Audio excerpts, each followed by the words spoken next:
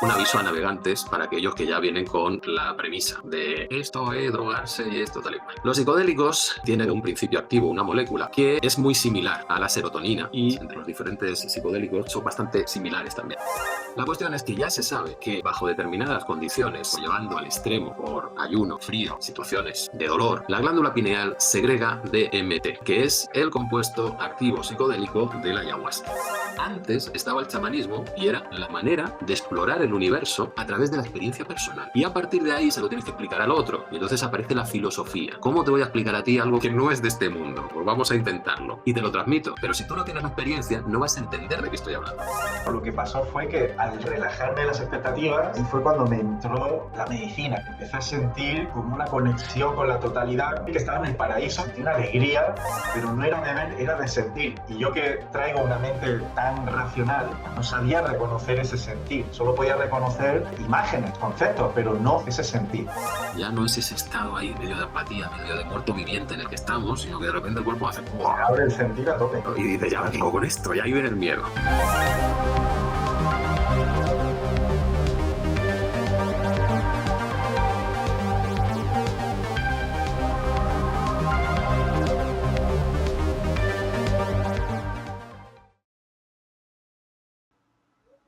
Bienvenidas, bienvenidos al segundo capítulo de esta serie que vamos a tener sobre este increíble libro, LSD y la mente del universo, que tiene por subtítulos Diamantes en el cielo. Eso tiene que ver con la luz diamantina, que luego Alejandro mismo nos cuenta algo de ello. Y es un libro de un doctor en filosofía, profesor de universidad en Estados Unidos, Christopher Bache, que pues durante 20 años estuvo haciendo experiencias de tomas heroicas de LSD de 600 microgramos, eso es el triple de un viaje ya bastante potente. Y pues el hombre ha publicado este libro pues como 30 años después de empezar, cuando llegó el parón, 10 años después. Nos cuenta también por qué, porque en esa época pues, era complicado tener a alguien con el que poder hablar de estas cosas y transmitir, ¿no? Estábamos ahí metidos en el armario de los psicodélicos y mejor no hablar de ellos. Y cuando publica el libro, lo que nos entrega es una cartografía de los mundos sutiles. Es qué te puedes encontrar si empiezas a explorar realmente toda esa realidad más allá de esta material. Y pues a mí me parece, y Alejandro comparte conmigo, que es un trabajo de exploración increíble, impresionante, que da muchísimas claves interesantes para aquellos que están interesados en los psicodélicos, pero también aquellos interesados en la espiritualidad. Porque une mundos y da una explicación muy completa que cuando entras en la espiritualidad puedes quedarte un poco perdido. De hecho, lo último que él cuenta en el libro es casi lo que nos transmiten de principio en la espiritualidad.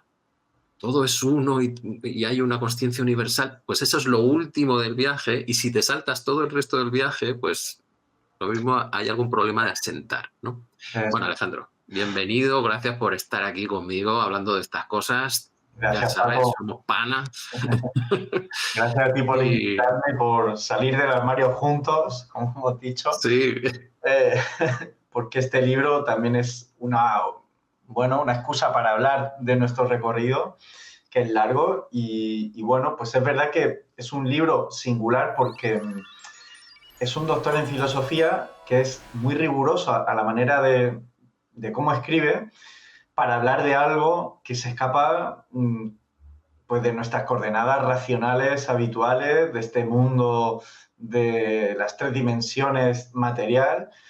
Y es muy singular porque, por ejemplo, yo había leído los relatos de Castaneda, tienen mucha literatura, mucha fantasía, mucha poesía, pero hay poco rigor desde mi punto de vista, y este libro combina las dos cosas, ¿no? Experiencias personales y luego pues un intento de cartografiar los distintos niveles de conciencia que son objetivos porque él los puede reconocer en otros autores. Por ejemplo, cita mucho a Stanislav Grof y eso evidencia que son estados que no son puramente subjetivos, sino que son objetivos de la conciencia humana, ¿no?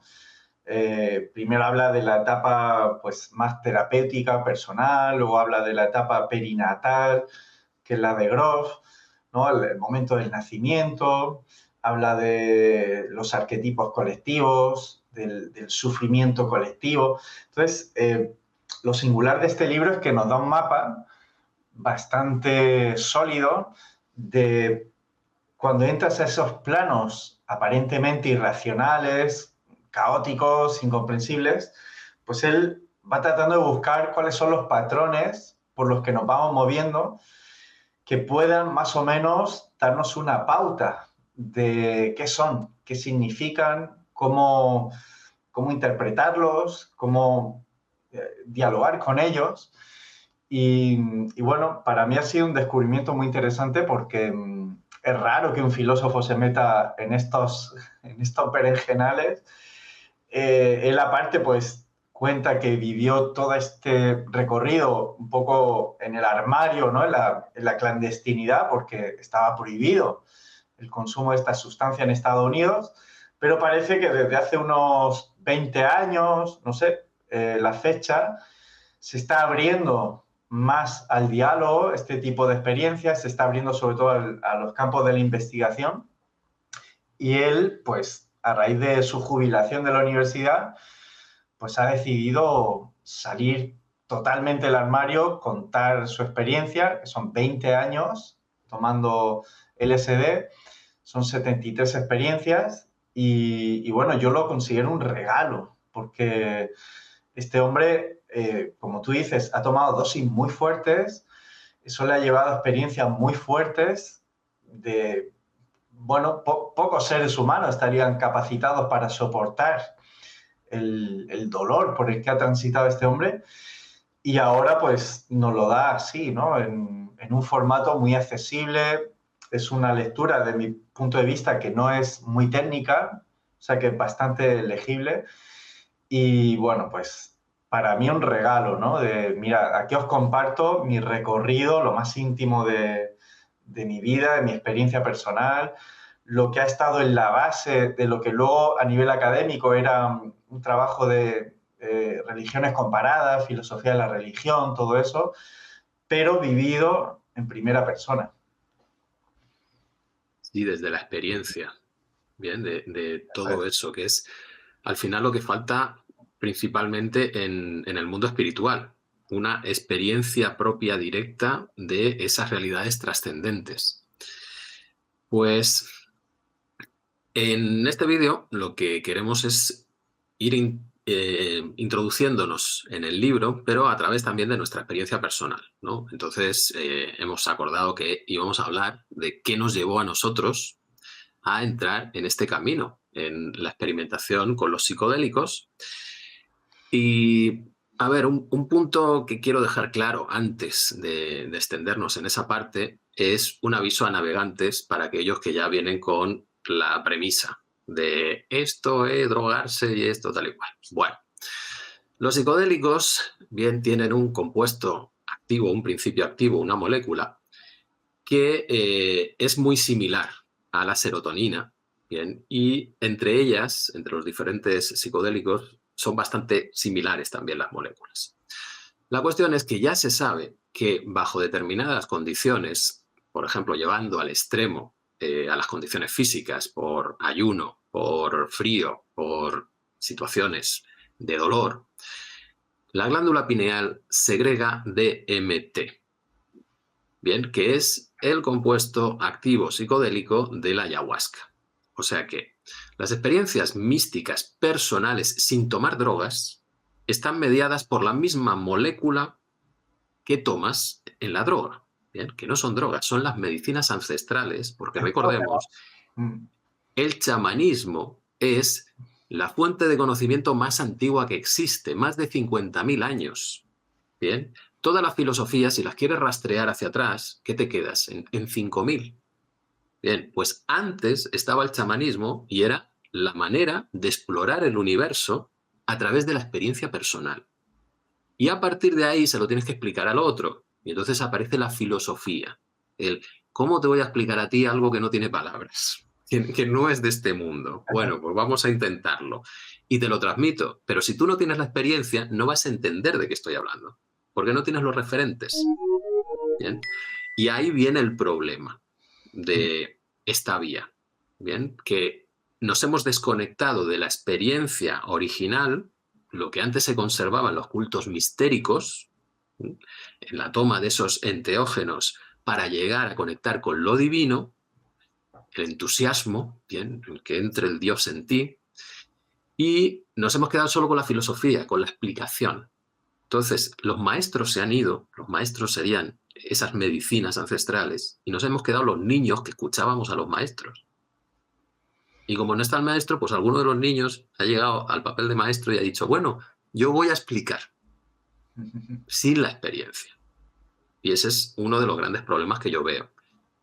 Que cuando se habla de los psicodélicos, de los enteógenos, ya nos viene esa reacción de niño asustado diciendo, eso es malo, eso no puede ser.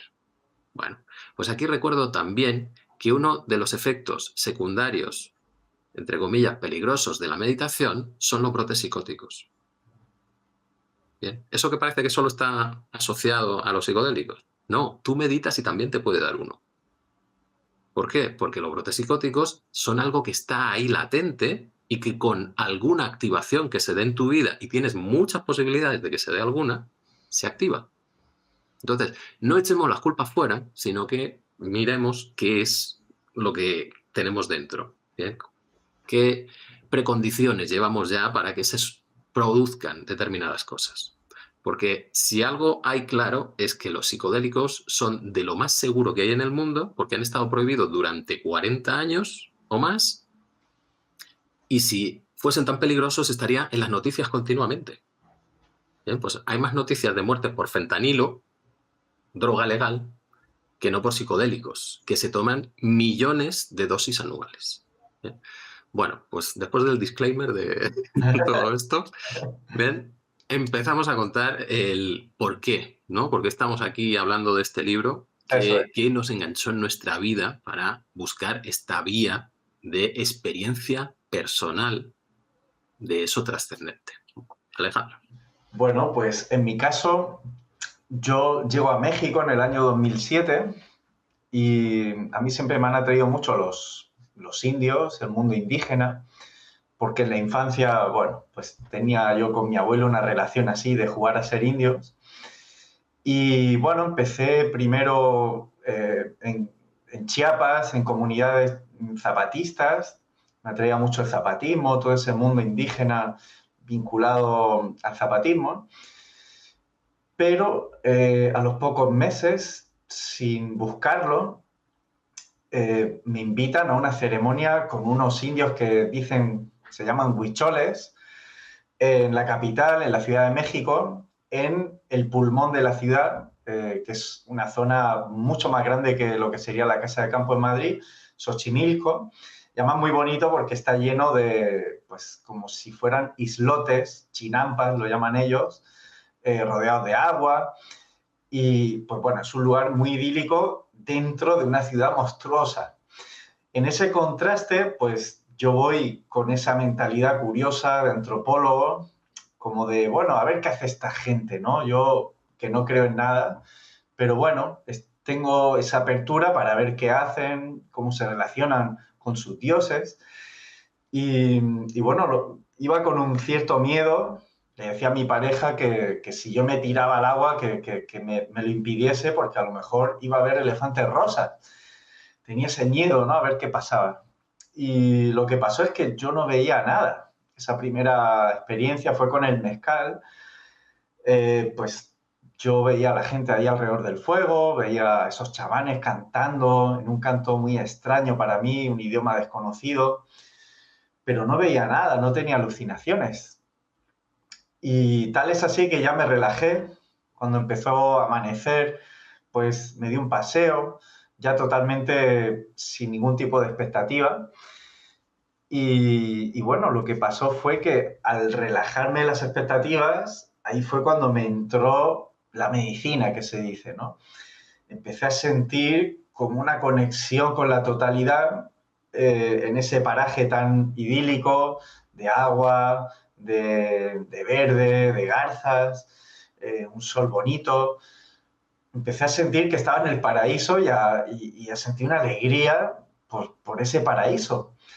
Pero en ese momento no era consciente de que me estaba haciendo efecto la sustancia, porque yo pensaba que el efecto era pues tener alucinaciones, ver elefantes rosas, ver algo por ahí, pero no era de ver, era de sentir. Y yo que traigo una mente tan racional, pues no sabía reconocer ese sentir. Solo podía reconocer imágenes, conceptos, pero no ese sentir. Entonces mi primera experiencia fue allá por el 2008, fue bonita, pero no fue consciente. Yo tardé 1, 2, 3, no sé cuántos años tardé en darme cuenta de que esa primera experiencia ya me hizo un efecto positivo en mí, pero no lo supe reconocer. Lo que sí me permitió es abrirme a ese mundo de exploración chamánica que para mí era tan desconocido y que rompía totalmente con nuestro paradigma occidental de mundo, pues eso, material, del tiempo cronológico. Siempre me atrajo, ¿no? Romper ese tipo de barreras y el chamanismo te las rompe. Vaya que sí te las rompe. Así que, pues más o menos por ahí fue mi aventura en México hace ya casi 20 años. Y bueno, ¿cómo fue la tuya, Paco? Pues a mí me da así un poco de corte porque, claro, la mía fue más de estar por casa. Casera. Sí, porque lo mío debió ser pues como en el 2016 o por ahí, 14, 16, que me fue llegando pues información sobre los hongos, ¿bien? Que se estaban haciendo estudios sobre los hongos, pero vamos, yo en ese momento también era de los de, uff, estos son drogas, a ver qué pasa aquí, ¿no? Y por esa repetición y por el cambio que vas realizando, pues llega un momento en el que ya dices, oye, espérate, vamos a leer esto en detenimiento. Y resulta que eran pues estudios que se estaban realizando en universidades usando la psilocibina, que sería ese el compuesto activo de los hongos, y estaban teniendo muy buenos resultados en depresión. Bien, entonces, pues yo en mi faceta terapéutica, pues también hay ciertos actuantes, como los llamo yo, los míos no son pacientes, son actuantes, tienen que hacer cosas. Y pues cuando te encuentras con casos de depresión, pues está claro que cuesta.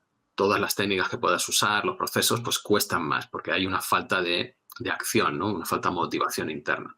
Entonces, claro, pues dices, oye, pues si esto está funcionando bien, vamos a experimentar, a ver qué ocurre. Y me busqué a mi amigo el más malote, que había tomado de todo en su vida, ¿no? Entonces no tenía miedo ninguno.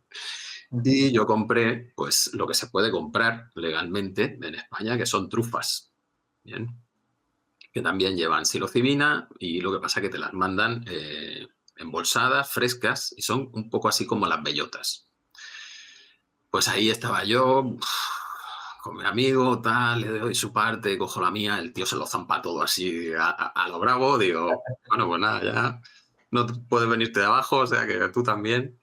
Y ahí estuvimos una tarde, pues, experimentando, ¿no? A mí no me llegó tampoco ninguna parte de estas visuales potentes, yo de hecho no suelo tenerlas, así como muy claras, pero lo que sí es que llegó un momento en el que vino la risa. Y ahí aquello era, te reías de cualquier cosa, pero a carcajada limpia, soltando toda esa tensión que tienes en el pecho que no te deja vivir. Y le Claro. mandábamos mensajes a los amigos, poco menos que invitándoles a que vinieran y bueno, fue una tarde muy, muy graciosa, muy divertida. Luego me llevó este hombre ahí a mirar las plantas para fijarte en esa otra percepción que tienes, porque también te cambia la percepción. Ajá. Y todo esto te va haciendo consciente de que realmente tú percibes la vida a través de lo que crees que debe ser. De hecho, hay estudios que te dicen que tu cerebro lo que está haciendo continuamente es predecir la realidad y tú te mueves sobre esa predicción. Y cuando no coincide la realidad con la predicción de tu cerebro es cuando te quedas sorprendido, como diciendo, ¿qué ha pasado? Ah, Porque en realidad nuestro consciente funciona con retraso. O sobre lo que está ocurriendo. Luego, para compensar eso y no ir por detrás de lo que sucede, el cerebro hace una predicción de lo que va a ocurrir y entonces le ayuda al consciente a estar como al mismo ritmo del tiempo externo, ¿no? Bueno, pues esa fue mi primera experiencia y luego hice alguna otra así en plan científico, ¿no? Ahí con tus antifaces y estas Ah, cosas, sí, sí. a ver qué iba a pasar. Pero bueno, fueron experiencias así como muy suaves, pero sí que llegamos a un punto en que organizamos con unos amigos tomas. Entonces éramos como 4 o 5 y nos juntábamos a lo largo de un año pues 3 o 4 veces. Y pues cada uno iba teniendo su experiencia. Las tomas en realidad eran bajas, no eran de tener viajes muy potentes. Pero lo que sí percibimos es que todos sufrimos cambios muy importantes a partir de esas tomas. Al año siguiente, por ejemplo, un amigo mío, pues él trabajaba en un banco y al año siguiente estaba trabajando de actor de anuncios publicitarios. O sea, Wow. cambio radical, Sí. radical. Otra amiga pues estaba llevando redes y de repente volvió, porque era periodista, volvió a lo que era el periodismo en televisión. Y otra amiga pues que tenía ahí conflictos con la pareja y no acababa de resolver un tema que tenían de un negocio compartido y ella echaba un montón de horas, pues al año siguiente resulta que ya tenía todas las vacaciones, un horario fijo, se había resuelto el problema, todo estaba bien.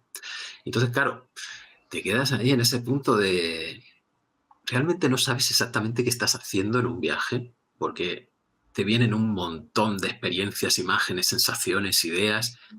Estás conectando de nuevo con tu cuerpo, eso sí, porque eso es lo que más te sorprende y lo que más miedo te da. Te sientes. Ya no es ese estado ahí medio de apatía, medio de muerto viviente en el que estamos, sino que de repente el cuerpo hace ¡buah! Se abre el sentir a tope. Y claro, y dices, ya, ¿qué hago con esto? Y ahí viene el miedo. Viene el miedo y como te pongas a pelear con esa sensación, pues claro, el miedo también se amplifica y entras en esos bucles que te llevan a los malos viajes, ¿no? Claro. Pues ese fue mi primer contacto con el tema de los enteógenos y luego ya quedó ahí en stand-by como 4 o 5 años hasta que llegó la bendita pandemia que nos activó a todos, ¿no? Y ahí entró la segunda parte. Pero bueno, cuéntanos tú ahí cómo seguiste avanzando. Bueno, yo, pues, fue una época en la que estuve visitando México todos los años, varios meses. Ahí vivía mi pareja.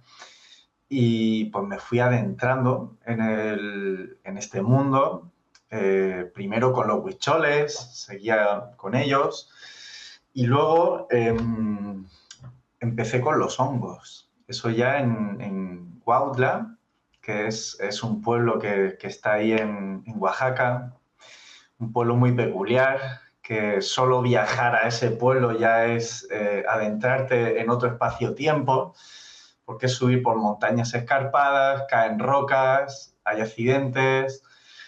Bueno, y ahí pues trabajé con otro chamán y ahí tuve yo mi primera gran ruptura.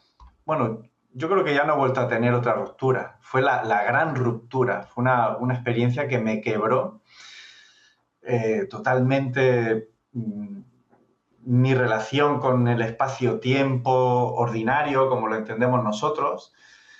Fue una experiencia, no voy a contar los detalles, pero fue de muerte.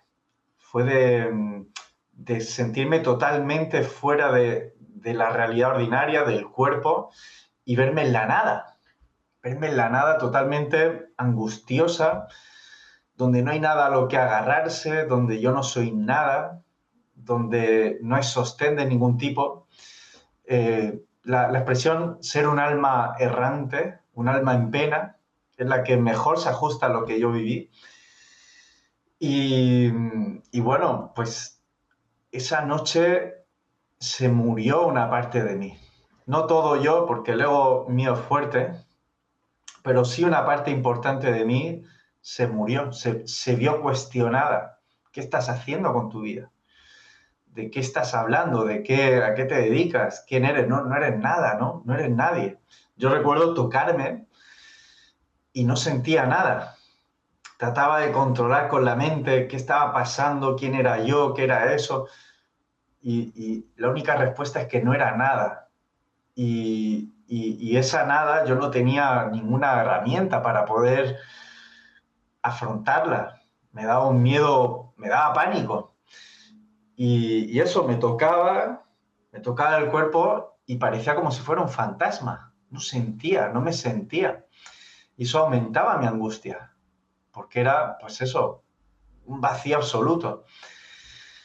Y eso fue en 2010, hace ya 15 años, la noche de Reyes del 2010, me acuerdo perfectamente, o sea, Buen hace regalo.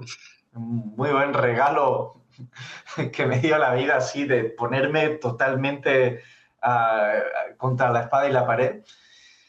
Y después de aquella noche, yo recuerdo que mis lecturas, mis búsquedas cambiaron de una manera ya muy clara en la dirección de la espiritualidad, las religiones, qué es todo eso. Yo ya venía haciendo meditación, venía leyendo algunas cositas, pero algo así muy esporádico. Pero a partir de aquella noche, el golpe fue tan fuerte, la sensación de ego noqueado, de vergüenza absoluta, de pérdida de la dignidad, de no ser nada, fue tan fuerte que, bueno, pues puso mi vida patas arriba, totalmente. Todo lo que yo pensaba que había edificado, ¿no?, a través de la carrera, los estudios, la filosofía, los conceptos, todo eso se vio totalmente destruido, no tenía ninguna importancia en ese estado, no tenía ninguna eficacia en ese estado. Y claro, eso me produjo mucha vergüenza. No sé si este hombre, el Chris Bates, también lo cuenta en el libro, pues que todo ese andamiaje conceptual que te da la academia en esos estados no sirve para nada. No sirve para nada porque es de otro orden, de otra lógica. Se trata de sentir dolores profundos, de entrar en abismos del alma que ignorábamos que estaban ahí, de abrirte a realidades espirituales que nuestro plano consciente, material, racional no acepta. Todo eso se ve destruido. Y claro, que te destruya en una noche todo lo que tú has ido construyendo poco a poco, con mucha dedicación, esfuerzo, disciplina, constancia, es muy vergonzoso. Es muy vergonzoso y es lo que a mí me gusta de este hombre, que estando en ese mundo haya podido adentrarse al otro mundo y crear un puente entre ambos. Eso es lo difícil, porque hay gente luego que se queda en ese otro mundo y luego no lo comunica, se queda un poco colgado o no, digamos que no lo aterriza en su vida, lo tiene un poco así separado. Y bueno, para mí fue un golpe también en cuanto a que yo estaba trabajando en la universidad y claro, me sentía como dividido. Por un lado, pues tenía ese rol, ese personaje académico, más racional, y por otro lado tenía un yo que había entrado en reinos espirituales que no sabía muy bien qué son, que son peligrosos, que son muy potentes, que existen, que hay que tener un respeto absoluto, pero que no encajaba para nada en ese otro yo, que era como una división interior muy fuerte. Así estuve, bueno, hasta que salí de la universidad a los 2 años, acabó mi contrato y yo ya no quería seguir ahí porque me sentía enjaulado. De hecho, lo que era mi tesis doctoral no se reflejaba mi experiencia de ese momento. Y bueno, pues así, ¿no? Al año siguiente volví. Bueno, a los meses, a los 3 meses volví de esa experiencia tan cruda. Y bueno, con todo el miedo del mundo me volví a enfrentar a ese abismo, a ese vacío, pero ya veía yo que estaba un poco más aterrizado, que no me poseía tanto, no me sacaba tanto de mí. Y a los 3 meses otra vez volví y ya empecé a sentir un ligero amor. un regustillo ahí como de amor, incluso en una atmósfera compartida con otros amigos, de amor. Y yo, anda, mira, si parece que aquí hay algo, es como un perfume ligero, sutil, pero todavía no lo siento plenamente. Al año siguiente volví, de nuevo asustadísimo, y ahí fue cuando yo realmente conecté. Ahí fue cuando tuve yo una experiencia de encuentro, bueno, con la conciencia crística, de hablar en ese lenguaje evangélico, de comprensión absoluta del lenguaje evangélico, que yo había estudiado de niño, pero ahí quedó, ¿no? Porque ya mi mente lo había categorizado en, pues no sé, en la categoría de dogma, de fanatismo, de, no sé. Y eso fue un encuentro de revelación, de pura comprensión de enseñanzas que están en parábolas, que son muy fáciles de entender para mí ahora, pero en ese momento ya no le había dado ninguna valía. Y ahí tuve una experiencia, bueno, pues en el hinduismo le llaman samadhi, ¿no? De fusión, de indistinción entre el yo y el no yo, de pura luz, de sentir que daba igual no volver a este plano porque esa clara luz es tan potente que lo único que quieres es quedarte ahí, ser luz toda tu vida, toda tu existencia, ser luz, ¿no? Y bueno, eso fue en un margen de 2 años. Todo eso pasó en un margen de 2 años y ahí ya pues me cambió todo, ¿no? Me cambió la percepción, me cambió la mirada de la realidad, la apertura a esos planos superiores. Es algo obvio porque lo viví, ¿no? Lo viví y esa sensación de que todo está vivo, ¿no? Todo está vivo, todo está vivo, todo palpita, no hay que pensarlo, simplemente hay que sentirlo y vivirlo, ¿no? Por ahí fue. No, no, tu inicio fue de los potentes, de ir a por ello y Sí, sin concesiones, ¿no? sí, Yo como que sí, fui ahí un poco más poco a poco, pero quiero comentar cosas sobre lo que nos has transmitido. Este libro es una herramienta maravillosa precisamente para situaciones como la tuya. Hay un libro de Mircea Eliade, que no me acuerdo del nombre, es Los estados del éxtasis o algo así, ajá, que cuenta cómo es el proceso chamánico en diferentes culturas. Y lo que queda en común en ese proceso chamánico es que hay una doble iniciación. Hay una iniciación que es una experiencia mística, de esas de muerte y resurrección, de que se te hunde todo lo que crees saber, y una segunda iniciación que es la estructura con la que puedes traer ese mundo trascendente al material. Bien. El orden no tiene por qué ser uno solo, porque te pueden formar primero, luego tienes la experiencia, o en los pueblos que no hay muchos recursos, primero tienes la experiencia espontánea y luego te rescata el chamán para decirte, vale, no te vuelvas loco, ven para acá. Bien. Entonces, cuando empezamos a transitar por esos otros mundos, lo que necesitas es una base lógica para que tu mente se estabilice.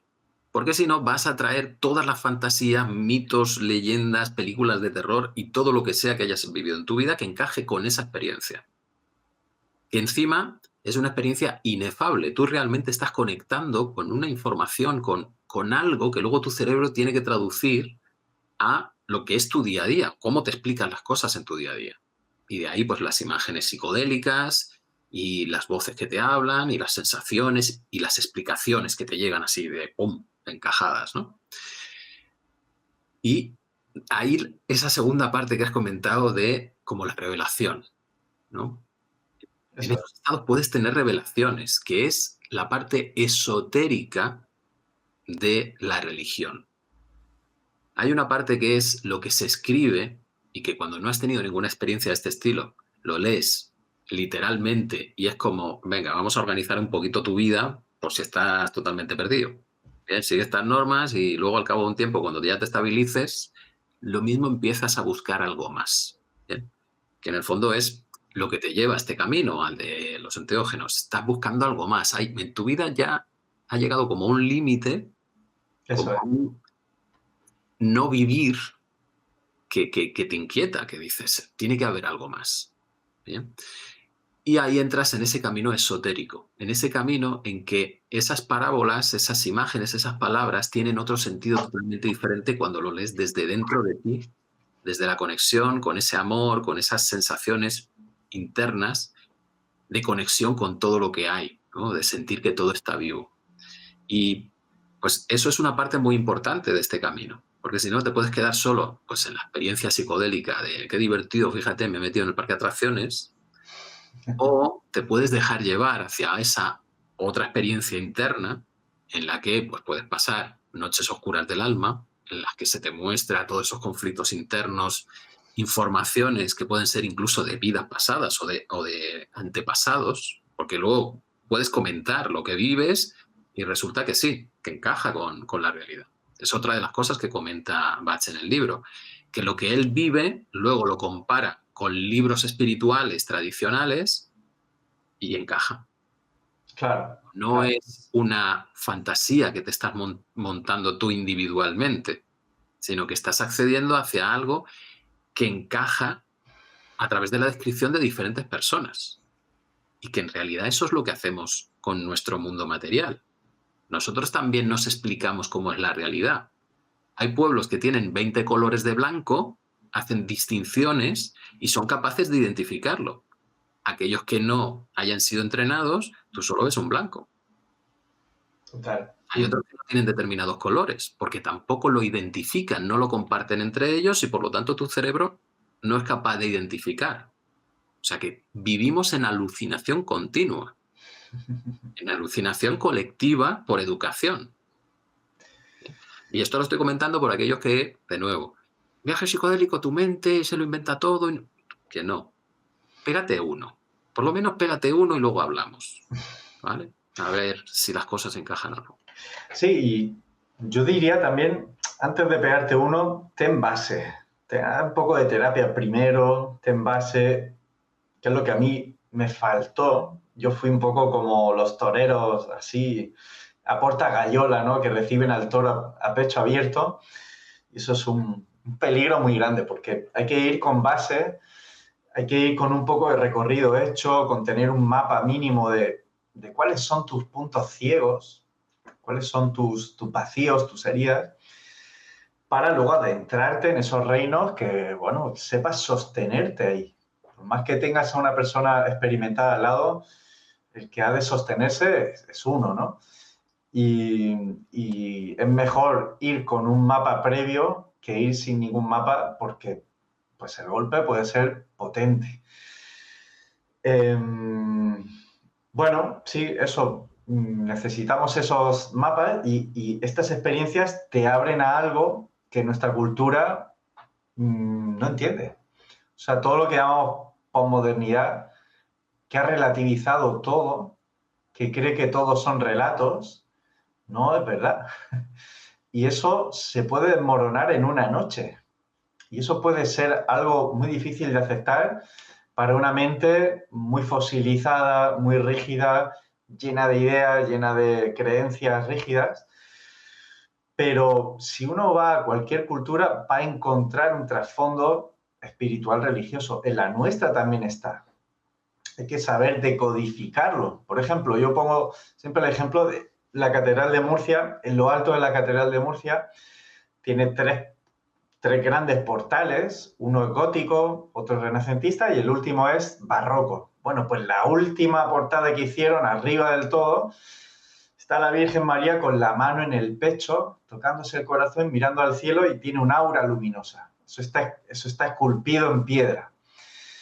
Bueno, pues digo yo que eso se habrá puesto ahí por algo, ¿no? No es solo por hablar de, bueno, una virgen, se lo dedicamos a ella. No, es que ese símbolo habla de una experiencia real de conexión con el amor, que si lo sientes como algo que es totalmente infinito, incondicional, sin límites, que es divino. y que el cristianismo la ha simbolizado a través de la figura de la Virgen, y que eso te hace acceder al reino, que el reino que es vivir un estado de conciencia en el que el amor ya no lo tengo que mendigar, no lo tengo que pedir por ahí, sino que yo lo siento en mí. Y es un amor que me ha sido dado por gracia. Es un amor que yo siento de manera incondicional. Bueno, eso está también en nuestro lenguaje cristiano, lo que pasa es que ya pues, no se entiende, ¿no? Se ha convertido en algo puramente ritualista, pero hay que volver a decodificar esos símbolos porque son verdaderos. El tema es que es difícil entenderlos si no has tenido la experiencia, esa experiencia de amor a raudales, que dices, wow, esto está en mí, esto lo merezco yo, lo puedo sentir, claro que sí, es un amor gratuito. Bueno, pues estamos en una época que tenemos que volver a comprender esos símbolos porque están ahí, pero parece que ya no se entienden, como que son agua de agua pasada, ¿no? Y este tipo de experiencias, para gente así muy cuadriculada como yo, le rompe esa estructura para abrirte a esos planos. Ya cada cual tendrá sus luchas, unos tardan más, otros tardan menos, ya según pues el camino recorrido por cada uno, pero es una experiencia objetiva. Es lo bueno que hace aquí Chris Bates, es que este tipo de experiencias te permiten hablar con las ideas religiosas del budismo, ideas religiosas del hinduismo, del cristianismo, porque todas están hablando de una misma experiencia. Pues mira, yo casi que hice el camino contrario entonces, porque yo me pegué primero 15 años de terapia, bien, Sí. llevando yo las terapias y recibiendo, y luego llegué ya a la experiencia potente con la ayahuasca. Y claro, yo noto ese cambio, yo noto esa diferencia de cómo entras en estos otros mundos cuando ya tienes como una estructura interna, sabes qué hacer con las emociones, ya no te dan miedo, tienes herramientas, y entonces transitas de otro modo, totalmente diferente. Puede que pases momentos ahí un poco complicados, pero no es un sufrimiento, no es un malestar inmenso, ¿no? Sino que te das cuenta de que, vale, estás peleando y que cuando te rindas y dejas de pelear, pues avanzas. Bueno, pues mi ya profundización en, en los enteógenos fue en el 2022, que me pasé con mi familia, pues huimos y nos fuimos al pueblo de mis suegros y estuvimos ahí yendo y viniendo a escondidas como hacíamos tantos en esa época. Y claro, llega un momento en el que rompes, ¿no? Estás huyendo de la realidad, estás con otro enfoque, además diciendo, pero es que estamos locos, ¿qué está pasando? Esto no puede ser la realidad, tiene que haber otra cosa. Y me viene ese punto de yo quiero mi experiencia mística, quiero saber qué hay más allá, porque con esto es una locura, tener que vivir de esta manera, ¿no? Huyendo del bicho volador. Y pues encontré esa posibilidad por casualidades encadenadas, bien, que cuando se empiezan a encadenar las casualidades ya hay algo que te está diciendo vas por buen camino, bien, se te van poniendo las pistas delante y luego tú lo único que tienes que hacer es ir siguiéndolas y atreverte a seguirlas, claro. Y llegué pues a un retiro de ayahuasca con 2 tomas. En la primera toma, pues yo como terapeuta grandioso que soy, pues llegué allí a decirle a la ayahuasca yo te voy a vencer. Y aguanté las 6 u 8 horas del efecto de la ayahuasca, yo ahí con mis respiraciones y todos mis rollos, sudando y temblando y de todo. De hecho, no hice la segunda toma de ayahuasca porque se me quedó en la mano y estaba así, o sea que me lo retiró el chamán y dijo, bueno, va, hasta que llega, ¿no? Otro día mejor. Sí, sí, tal cual.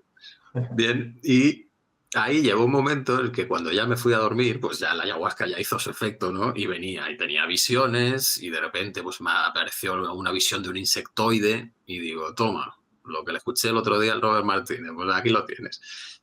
Y empiezas a darte cuenta, ¿no? De cómo funciona este proceso, que en gran parte es tu propia mente, devolviéndote información en todos esos programas que vas captando inconscientemente y que están haciendo un efecto ahí. Y pues al final me fui de nuevo a la sala, allí me tumbé e hice un pacto con la ayahuasca. Y le dije, bueno, yo creo que hemos evolucionado ya de tiempos de la Amazonia y estas cosas. No se puede hacer esto sin sufrir. Y la ayahuasca, pues, esa voz que tienes interna, ¿no? Que tú asignas a la ayahuasca, pero Ajá. me respondió y, pues, como tú quieras. ¿Cómo quieres que sea? ¿Sin sufrir? Pues, sin sufrir, ¿vale? Y ya como que me quedé calmado, ¿no? Había negociado, me habían dado mi opción y al día siguiente, en la segunda toma, pues ya iba como bastante más abierto. Estaba disfrutando del viaje, ¿no? Sentía ese proceso como de oleadas, ¿no? Te coge una ola, te mete adentro del mar y luego te devuelve a la orilla, que Ajá. es como el proceso dentro del viaje, ¿no? Los viajes dentro del viaje. Sí, sí. Hasta que llegó un momento en el que dije, a ver, Paco, si tú has venido aquí buscando una experiencia mística es porque tú, por ti mismo, con tus herramientas, no sabes conseguirla. Ríndete. Y en ese momento apareció una voz diciendo, tú dijiste que eras ateo. Y lo siguiente fue vomitar. Es decir, deshacer el nudo de la creencia con la emoción que bloquea las puertas, las posibilidades. Y en cuanto salió el vómito, ¡pum! Pues como Ay, lo tuyo, ¿no? Se ay. abrió, se abre y empiezas a vivir toda esa experiencia mística, además de niveles. Primero contactaba con los dioses, luego con las divinidades y luego con la totalidad. Y cuando llega a la totalidad, que era como la fusión, ahí dije, no, no, esto no me sirve a mí para nada, espérate que vuelvo. ¿No? Que es ese miedo a la disolución, a decir, pierdo sentido de vida si me fundo, ¿no? Es un tema ahí que heredo de mi padre. Ajá. Y pues a partir de ahí fue ya una sensación de bienestar, de... Entras en un estado en el que entiendes todo. De hecho, pusieron una canción de mujeres, la de Mujeres Medicina, Ah, sí. y era como que percibías el fondo de eso y sabías por qué esa canción era así, para qué se había creado. Y entonces hacías las paces con, con las canciones, porque en un estado ordinario de conciencia pues te tienen un significado, pero es que ahí estás como conectando con lo profundo, el por qué está eso ahí, qué está moviendo, qué, para quién es esa canción, porque no es para todo el mundo. Y también muy interesante en este viaje fue el darme cuenta de, has vivido en una experiencia mística lo que tú creías que debía ser. Y entonces, claro, ahí también te vienen otras historias. Y luego lees por ahí que hay un delirio místico en el que pues tu experiencia la tomas como la verdad absoluta y te conviertes ahí en el gurú de turno y empiezas a pontificar, ¿no? Pues esa experiencia a mí me sirvió mucho en el sentido de darte cuenta de cómo tu mente te está condicionando todo el tiempo. Lo difícil que es el soltarte, el dejarte. Tú tuviste la experiencia directa Sí, de, sí. venga, te vas a ir a la disolución y lo vas a experimentar. Y luego vas a experimentar la otra parte de conexión con ese amor absoluto y tal. Yo, para mí, viví una experiencia mística porque entré en esos estados, pero también fue como una toma de conciencia de desde dónde estás haciendo esto. ¿Lo estás haciendo desde lo que tú ya sabes, desde lo que tú ya crees, o te estás entregando de verdad para descubrir algo nuevo, lo que es? Bien. Y bueno, pues ese ha sido luego ya el proceso, ¿no? El ir dejándome llevar. Contar, ¿no? Sí, lo que pasa es que las medicinas, yo después empecé a tener los viajes sobre todo con los hongos. Y entonces las medicinas cada una tiene su punto.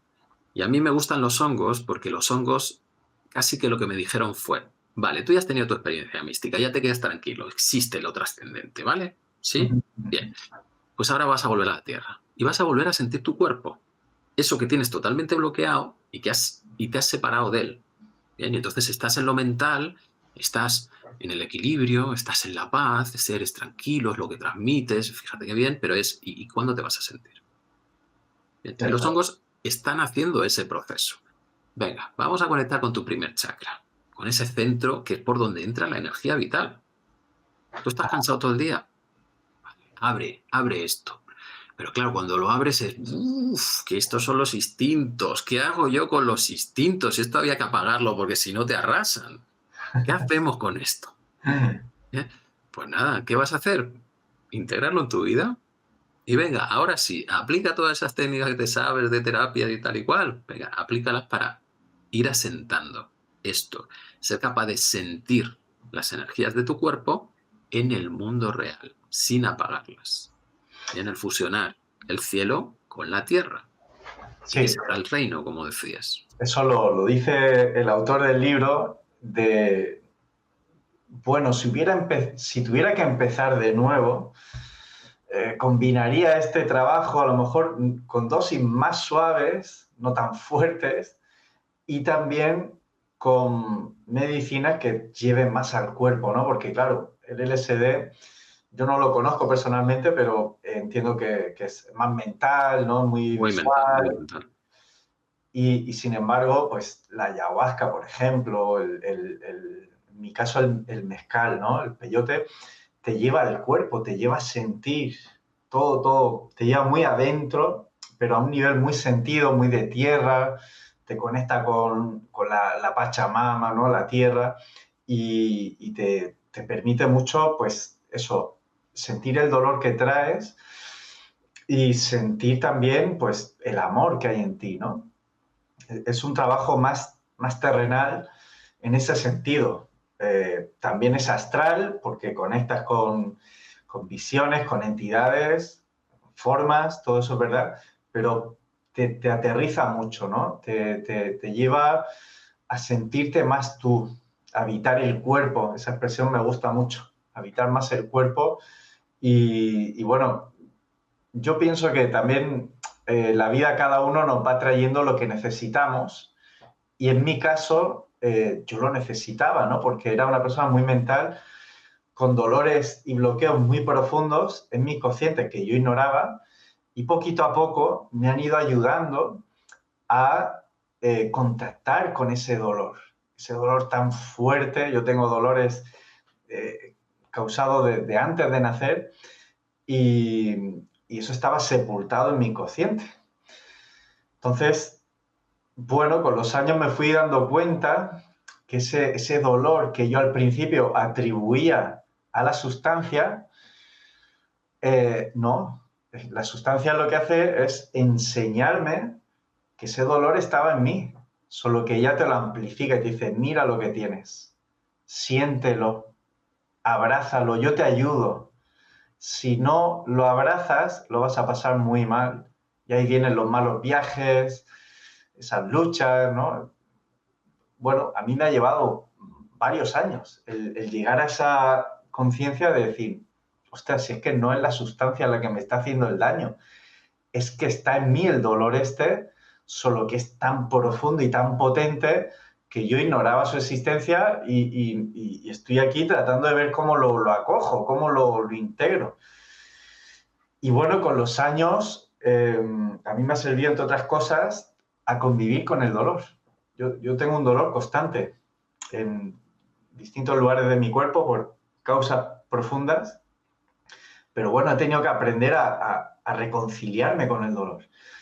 Y es una de las grandes enseñanzas que traen estas sustancias, estas plantas, que te llevan al sentir, a habitar el cuerpo, a abrazar el dolor, convivir con él, a mostrarte vulnerable. Otra cosa que también a mí me costaba mucho, mostrar la propia vulnerabilidad. Te van ablandando.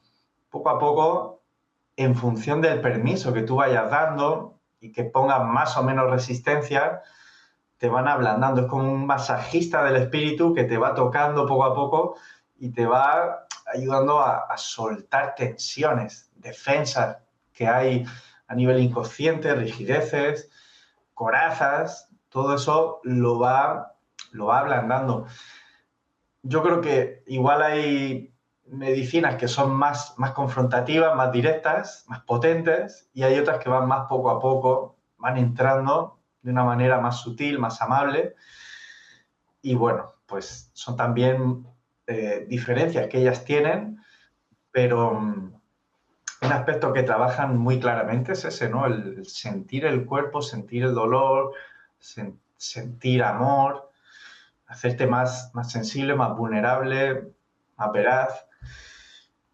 Y bueno, son una tecnología muy sofisticada, que vienen de la Tierra.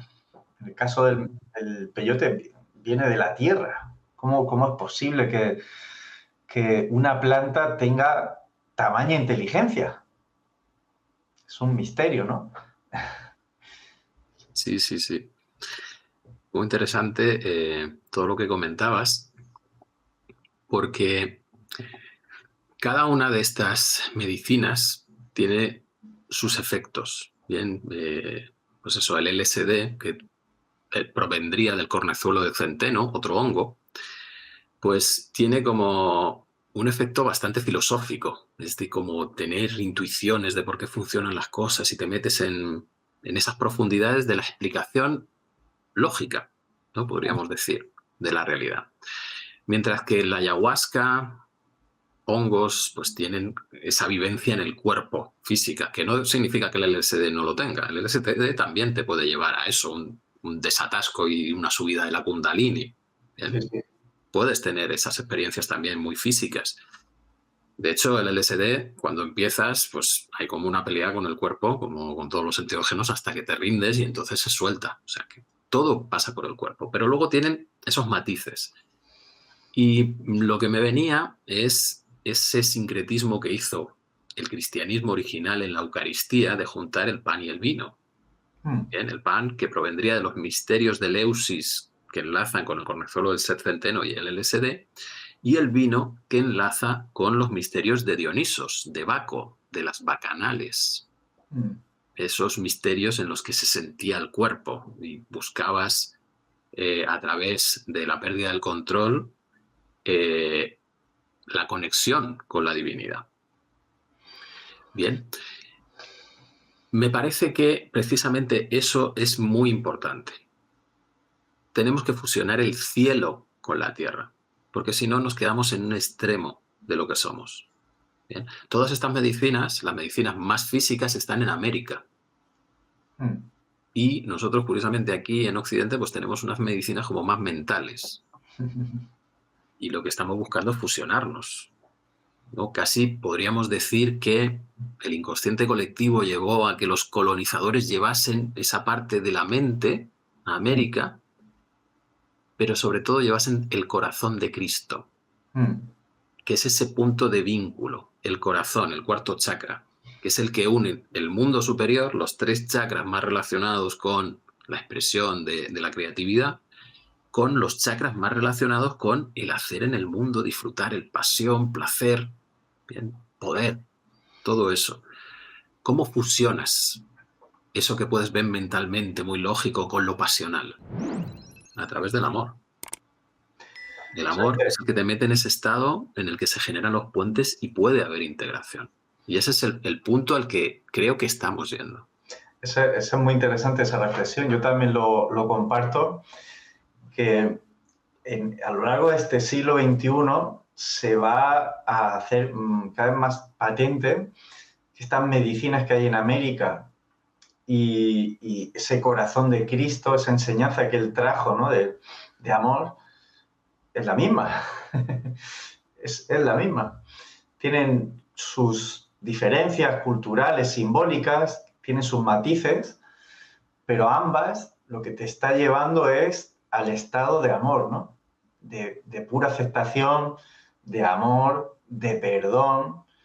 Todas te llevan a ese estado. Es aquí un elemento que es transversal y que, bueno, pues estamos en un momento histórico que pueden ponerse plenamente en diálogo para ver que hay una verdad esencial ahí. Esto no es una creencia, como nos dice el liberalismo, ¿no? Las creencias de cada uno son opciones de vida, no, es que son elementos objetivos de quien realmente se ha comprometido con investigar la realidad hasta sus últimas consecuencias, a donde va a llegar de un modo o de otro, con matices, va a llegar a lo que Cristo llama el amar los unos a los otros, va a llegar al amor esencial. Esto puede llegarte a través de una enseñanza, a través de una planta que te da la enseñanza, bueno, pero el lugar es el mismo. Pura aceptación, perdón, soltar creencias, abrir el corazón, conexión con la totalidad, sentirte uno, dejar de estar separado del resto del mundo, son, digamos, comprensiones, lugares experienciales, objetivos y transpersonales. Y de eso se puede hablar incluso científicamente, si por científico hablamos de poner al sujeto como un objeto de investigación que se puede transformar a sí mismo y va a llegar a lugares similares. En distintos lugares del planeta va a llegar a experiencias similares. Eso es ciencia contemplativa. Y está muy bien, porque la ciencia se ha restringido al campo de los objetos materiales, pero es que hay ciencias contemplativas. Lo que están hablando místicos de distintas épocas es de lo mismo. Tú puedes leer a Teresa de Jesús, te habla de esos estados de arrobamiento de amor y los puedes sentir tú pues, con la meditación o a través de estos caminos, ¿no? Con estas sustancias. Entonces, es interesante porque vamos a volver a recuperar una mirada de la espiritualidad experiencial y vamos a ver elementos que son comunes. Cada uno va a llegar por su vía, su manera, pero son análogos unos a otros. Y eso, bueno, pues yo creo que lo necesitamos como el comer porque estamos en una época en la que la espiritualidad se ha convertido en una opción, como una creencia que, bueno, pues tu opción de vida. Es como si dijéramos que tener emociones o no son opciones de vida de cada uno. Es como, suena absurdo, ¿no? Pero el absurdo hoy está en el tabú de la espiritualidad. Hay una represión muy grande de la espiritualidad que nuestra cultura, enfatiza por todo tipo de medios de comunicación, películas, series, música, para hacer de eso algo que parezca una opción de vida, una creencia válida para unos y para otros no. Y bueno, pues estas sustancias rompen científicamente con ese absurdo. Y bueno, es hora de decirlo, ¿no? Que tenemos la espiritualidad reprimida. La gente que se considera liberada está muy reprimida en los niveles más esenciales del ser humano. Y bueno, pues ha llegado el momento ya de tomarse en serio a uno mismo y ir de verdad a la raíz de la realidad. No es material, no son creencias. Mira, con lo que has contado, por un lado me recuerdas a lo que experimenté en un viaje, que en ese viaje yo quería acceder al conocimiento. Y de repente, pues en un momento es como que se abrían unas puertas y llegabas a un pasillo infinito de libros, ¿no? Y la sensación que me quedaba a mí era abrumadora, de decir, el conocimiento es infinito. ¿Tú qué crees que vas a hacer con esto? Puedes tirarte toda tu vida y todas las vidas que quieras para llegar al conocimiento. Resulta, ¿para qué lo quieres? Y entonces me venía otra intuición que era, entonces puedo pedir la información de lo que yo necesite. Y a partir de ese momento el viaje era poner una pregunta y venir la respuesta. Otra pregunta, venir la respuesta. Y llegó un momento en que le dije a mi mujer, por favor, sácame de paseo porque esto es abrumador, porque cada cosa que pienso viene la respuesta. Dios. Todo. Y claro, esto que parece fantasía, luego lo puedes enlazar con lo que es realmente el descubrimiento científico. El descubrimiento científico se hace a través de intuiciones. El trabajo de laboratorio no es más que la parte alquímica. Estás en el exterior intentando generar el cambio interior que te permita integrar esa información nueva. Al final es conectarte con eso, con la totalidad, donde está la información y la vas a atraer a ti. Pero es una información compleja, es infinitamente compleja. Luego tiene que haber un punto en el que eso se reduzca a lo que tu cerebro humano puede entender. Y eso no es un proceso de lógica lineal. No lo estás haciendo con tu parte racional del cerebro. Hay un punto de intuición Intuitivo. pura. Sí, sí. Y a partir de ahí deduces cosas. Pero la intuición es lo primordial. Lo que te saca de lo que ya está trillado y te lleva a un nuevo mundo. Sí, sí. La pelea del investigador, confiar en la intuición. Confiar en esa intuición, en que eso es correcto. Porque precisamente nos han transmitido lo contrario. Y es no. Tú vete construyendo poquito a poco, vas poniendo los ladrillitos y eso te va a llevar a ver lo que está detrás. Esto es No. un salto. Un salto. Tengo que tirar lo que creo para que pueda conectarme, sintonizarme a esas nuevas posibilidades. Y entonces, esto te lo enlazo con la parte de las medicinas. Todo este proceso espiritual puede que te lleve al mismo punto, que es ese punto de ser capaz de vivir en amor. Y entonces todo está bien y todos están siguiendo el camino que tienen que seguir. Cada uno está teniendo su aventura y ya está. Y no hay juicios ni críticas a nada. A lo que fuera de ese estado dirías, esto es aberrante porque hay guerras, hay asesinatos, hay de todo. Pero claro, cuando tú llegas a ese estado de amor en el que sabes, porque lo has sentido y lo sientes, que eres una totalidad y que no haces más que expresar la potencialidad que tienes, ya está, no hay que hacer nada. Pero mientras llegas ahí, pues estamos empujándonos los unos a los otros como diciendo, falta algo, ¿cómo llegamos? Venga, ¿qué se te ocurre a ti? No, eso no, a mí esto otro y tal. Y estamos como en esa pelea porque queremos llegar a ese estado. Yo lo que intento también es valorar la pelea. Decir, sí, pero es que en esta pelea tú también estás consiguiendo soltar cosas y permitir que ese estado final también sea diferente. Que le habilite para expresar nuevas opciones, no quedarte atrapado en el día de la marmota de las civilizaciones, sino que éstas también sean capaces de expresarse de otros modos. Bien, entonces tenemos ahí una aventura fantástica en la que por querer conectar con la espiritualidad también estamos transformando el mundo material para que nos muestre cosas diferentes, ¿no? Cómo es el parque de atracciones, ¿no? Pues vaya renovando las atracciones que te ofrece. Eso es, eso es. Sí, al final es, no es solo, bueno, quiero tener una experiencia mística, ¿no? Es que quiero habitar mejor este mundo, dar lo mejor de mí bueno, compartirlo, ¿no? Se trata de eso. No hay, porque aquí hay un peligro narcisista, ¿no? De, wow, he hablado con Dios y ya soy Dios, y entonces te digo lo que tienes que hacer y hay un peligro ahí, ¿no? De convertirse en chamán después de 2 sesiones de luz, no, cuidado, ¿no? Y aquí el ego espiritual puede entrar rápidamente y hay que dar cuidado también con eso porque, pues, otro, ¿no? De poder vivir en el mundo desde ese cielo, ¿no? Llevar el cielo a la tierra. Ese Y cielo que has tienes la experimentado, contraparte. ¿eh? Tienes la contraparte. Por un lado tienes el ego espiritual, bien, pero por otro lado tienes la humildad espiritual. Es decir, tú eres lo que eres.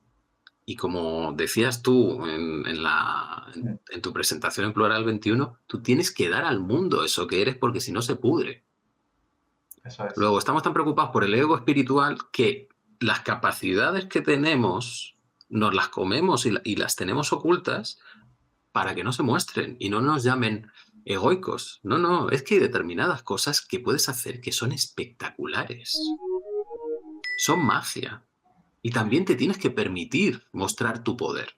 Eso lo dicen los indios del Amazonas. ¿Qué pasa con los occidentales? Que no tenéis poder propio, que no os permitís mostrar esas capacidades que tenemos dentro y decirle al otro, mira, pues yo lo que siento es esto, mi intuición sobre lo que está pasando es esto y te puede ayudar o no. Ya está, yo te lo pongo ahí, punto. Bien, no es ego, es lo que soy, es lo que transmito. Y esa parte también nos cuesta, ¿no? El miedo a brillar. Miedo a brillar, sí, eso es. También es potente. Bueno, Alejandro, yo creo que lo podemos ir dejando por aquí. Sí, hemos hecho un buen rato, ¿eh? Más de una hora. Sí. Nos animamos a ir uno al otro. Podemos echar 3 horas. Bueno, calla, que todavía tenemos como 5 o 6 puntos por ahí para meternos en el libro, que esto ha sido el previo casi. Hay que dosificarlo también. Así que nada, dejamos ahí con los dientes largos para que se motive la gente y nos pida más. Bien, nos podéis dejar en los comentarios vuestras impresiones, con eso pues podemos incluirlo en los próximos vídeos para tener cosas que debatir o profundizar. O sea que encantados de que colaboréis con nosotros. Y nada, Alejandro, ¿tienes la palabra para despedirte? Que es un gusto salir del armario contigo. Espero que os sirva todas estas pinceladas que estamos dando y que seguimos. A propósito del libro, pues hablar de nuestro libro también, ¿no? Nuestro libro vivo. Eso es.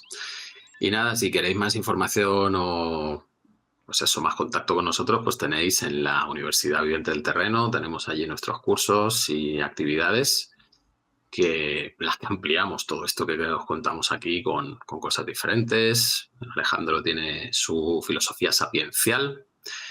Y nada, yo empezaré dentro de poco el curso de iniciación a la holosofía. Así que febrero, ¿no? si os atrae, en febrero, eso es. Así que si os atrae, pues por ahí nos tendréis. Bien.